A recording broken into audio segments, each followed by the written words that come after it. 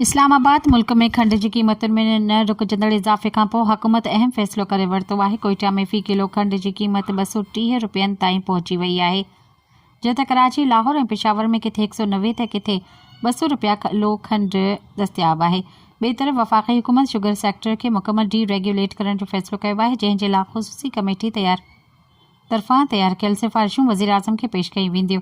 वफ़ाक़ी वज़ीर ग़िज़ाई तहफ़्फ़ुज़ राना तनवी चयो आहे त मार्केट फोर्स फ़ैसिलो कंदी त खंड दरामद करणु आहे या बरामद। उन खां अलावा पंजाब में 41 मां 27 मिलुनि मां क्रशिंग सीज़न शुरू करे ॾिनी आहे, जॾहिं त 14 शुगर मिलूं जिन अञा ताईं क्रशिंग शुरू नाहे कई। इन जे ख़िलाफ़ एक्शन प्लान तयारु कयो वियो आहे।